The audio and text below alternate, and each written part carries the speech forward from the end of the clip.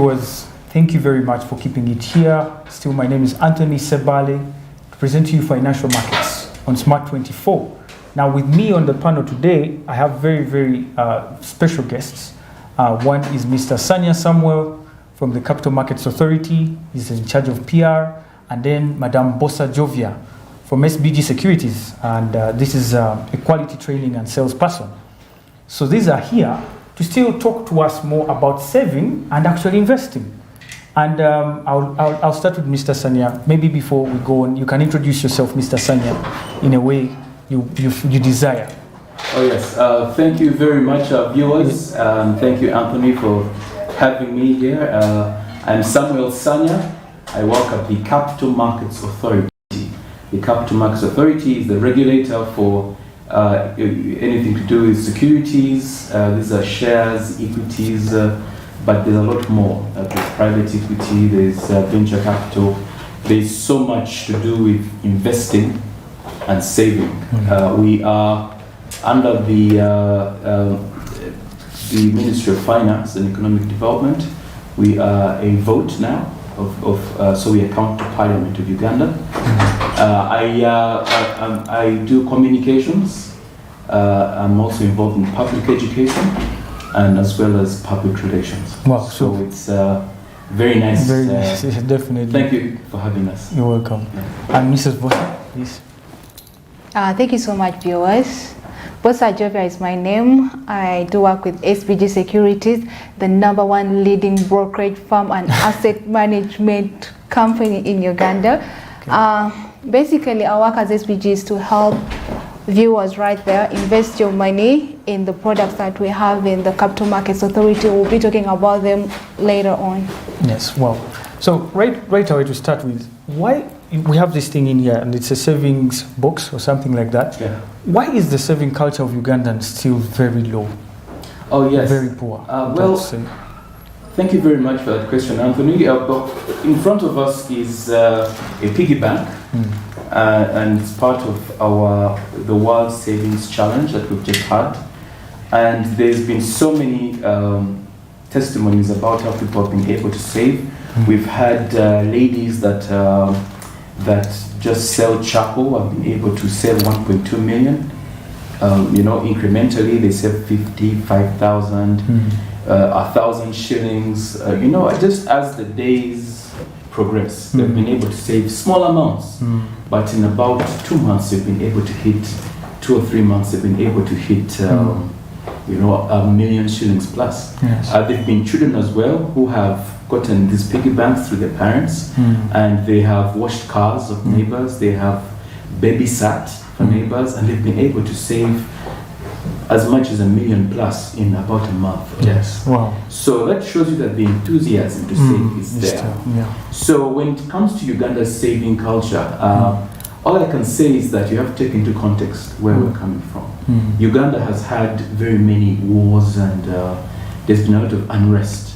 If you remember, there was the Amin overthrow and coup, there was the Tito Okello Rutwa junta, then coming to the time that President Museveni took office. And so from then we came from a very low base, but now we can see that we are going upwards. Yes. The CMA, for one, through collective investment schemes, which Jovia will tell you more about, we've been able to reach 1.15 trillion in collective investment schemes, 3 years ahead of schedule. Yes. But also, if you look at the growth of the NSSF, also growing by about $1 trillion every year. In interest. Actually, in the collection base, we have the largest pension scheme in East Africa, despite all the problems that we've had. So, if you look at the future, the fact that Uganda has the youngest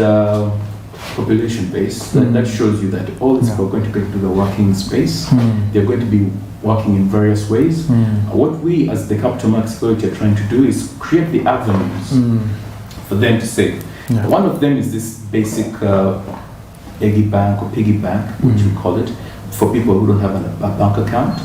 But those who have accounts, there are people like Jovia that are helping to make sure that that money that they save earns an interest every day as an incentive for them to actually save. So there are all these exciting new ways that we have come up with to encourage saving, not just saving, but investing as well. Wow. So I will just end with one of the small, tips we have here to save as soon as you earn. If you earn 10,000, save some of it. You earn 20,000, save some of it, and then look for a person like Jovia to help you invest it and earn an interest every day. Yes. Wow. Wow, thank you. Before I let you go, Mr. Sam, you see the investment and saving, what you people bring together, the Capital Markets Authority, and regulate.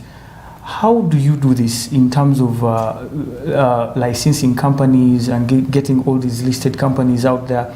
How do you regulate these companies so that they don't fraud people? Yeah. And in case a company, probably we have an instance that the company goes bankrupt or something, how does the authority come in handy to help the shareholder? Yeah, thank you very much. Thank you. So the capital markets is a large ecosystem, and it is a system of laws that are very tight, checks and balances. So we have the first layer of protection is the laws, and we have several laws. So the first law is the Cma Act, which created us in 1996. That was March 1996, so we've been around for more than 25 years. Yes. We have, of course, other laws like the Collective Investment Schemes Act. So these acts ensure that there is a prescribed way in which everything is done, and we ensure that we update these laws from time to time. Yes. Then the other thing is that we give licenses. We have like SPG Securities, we have the Uganda Securities Exchange. In there are what we call self-regulating entities who help us as a first layer of defense to make sure that they continuously check these companies and the brokers and all these people involved in the ecosystem to ensure that they are working for the best interests of the investor. In our ecosystem, the investor comes first. So the investor's interests are supposed to be number one, and their protection is supposed to be number one. So in addition to the laws, we have what is called, we do fitness tests to ensure we have the right people, the right education, the right track record. Of course, then I've already said here, we have eight entities that we regulate that also make sure that these companies are safe. On top of that, we have an investor compensation fund. Yes. Should there be a failure of a company and their broker is unable to compensate them, we have a fund that will compensate fully.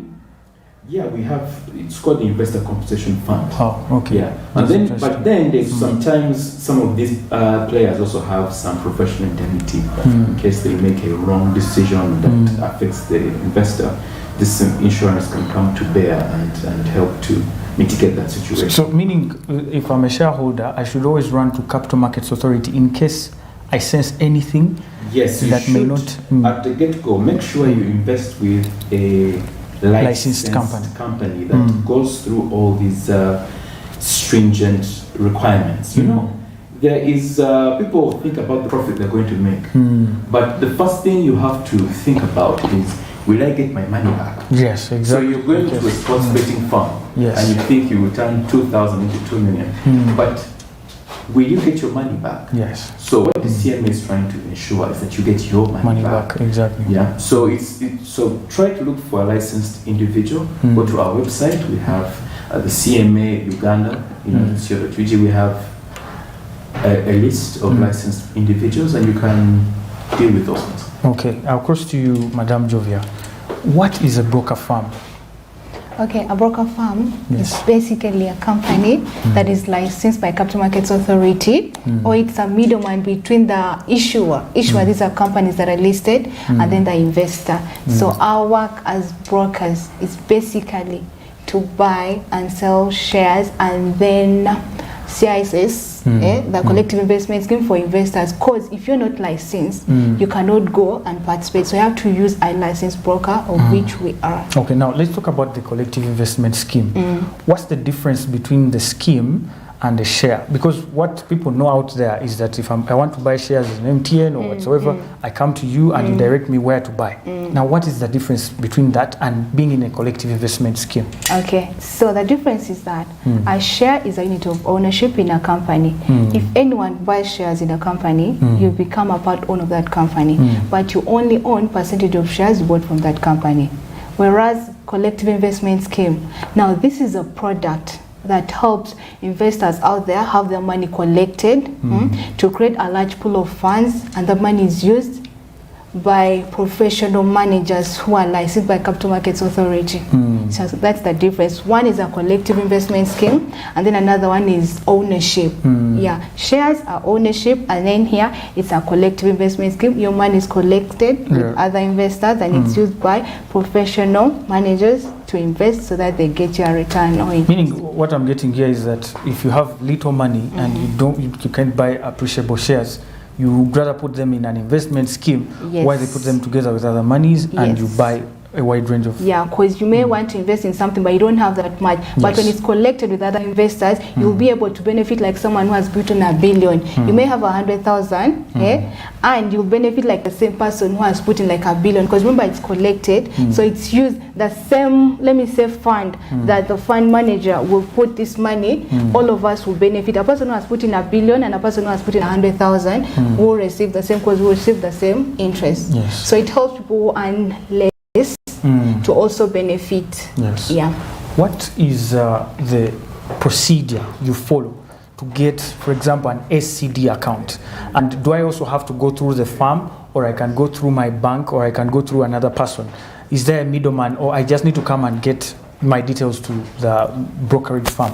Okay, that's a very good question. So if you want to get it started, like to get an account, let me say you said SCD, that's basically if you want to do equities.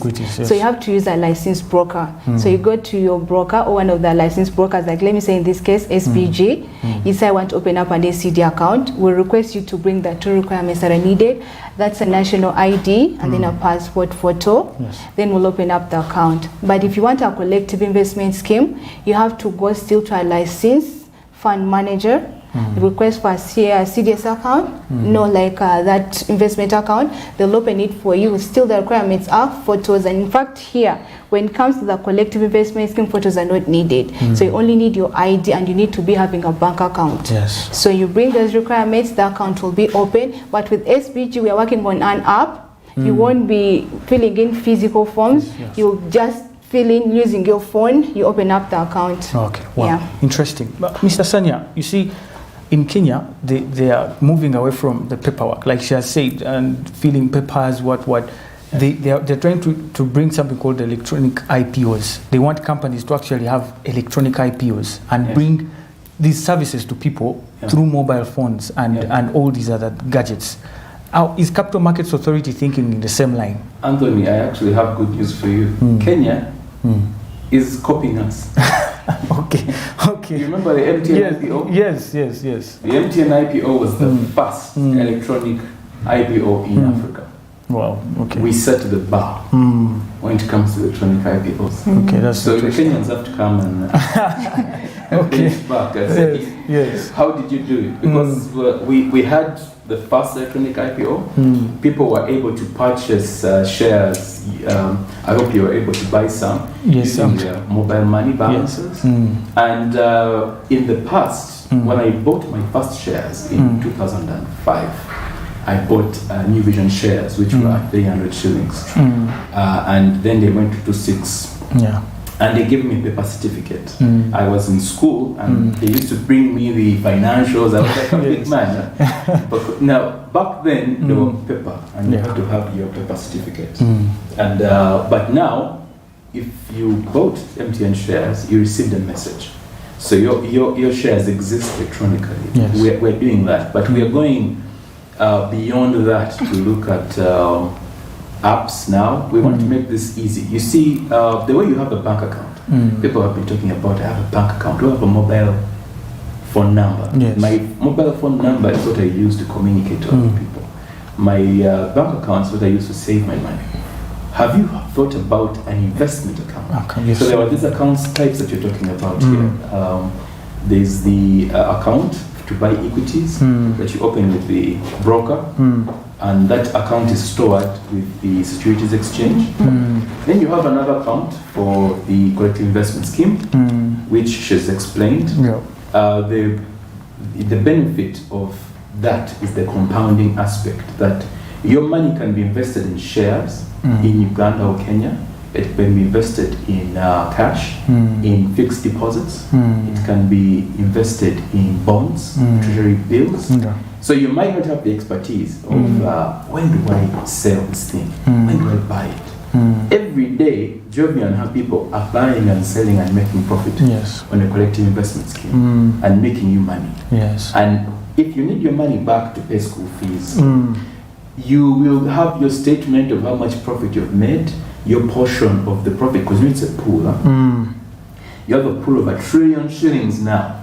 So if you put your money in a collective investment scheme, it's part of 1 trillion. So you money. So the return on 1 million is not the same as 1 trillion. Yes, true. So you enjoy returns. some of that, and then they will give you your money 24 hours, more or less, if you request for it, especially during the weekdays from Monday to Friday. Weekends are a little bit slow. Means if you request on a Saturday, you might get your money on Monday. However, with the app that they are coming up with, things are going to be looking up. Yes, you're going to be able to do this, you know, your phone at home, watching us. You just say, you know, oh, they put this 100K with Jovia. I just these people. Interesting. It's just from there. You don't have to come to Kampala to spend another 15K or whatever on transport. You just from home.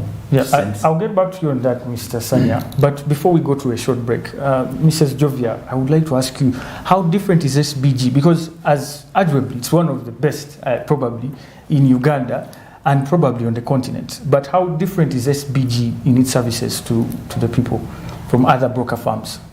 Okay. SBG is still a young company.